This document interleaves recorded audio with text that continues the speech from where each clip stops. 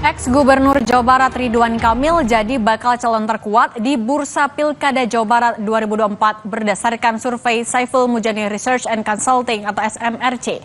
Elektabilitas Ridwan Kamil tembus 50,6% dalam hasil survei SMRC periode 9 Juni hingga 1 Juli 2024. Direktur Eksekutif SMRC, Denny Irvani bilang, capaian itu membuat RK menang meyakinkan di Pilkada Jawa Barat sebagai calon petahana.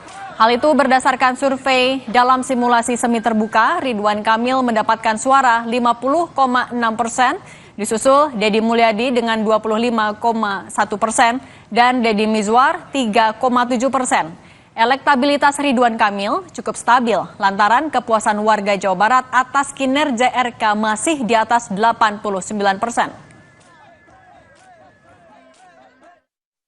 Seandainya pemilihan gubernur Jawa Barat dilakukan sekarang atau ketika survei, maka siapa yang akan ibu atau bapak pilih di antara nama berikut? Dengan pertanyaan semi terbuka ini kita peroleh 50,6% ya.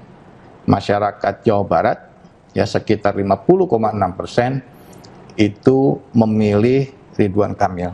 Jadi masih memilih incumbent sebagai gubernur. Gitu.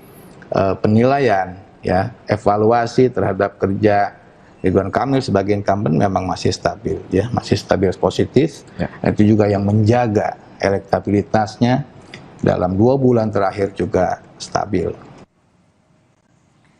SMRC melakukan simulasi semi terbuka dengan menyajikan 28 nama bakal calon gubernur yang beredar di media dan masyarakat. Pada simulasi ini, Ridwan Kamil duduk di posisi pertama dengan raihan 50,6%. Kemudian disusul Deddy Mulyadi 25,1%, Deddy Mizwar 3,7%. Lalu Dede Yusuf 2,7%, Bima Arya 2,2%, Desi Ratnasari 2,1%, dan Ahmad Syaiqo 1,9%. Survei SMRC dilakukan pada periode 9 Juni hingga 1 Juli 2024. Dengan total sampel 11.070 orang.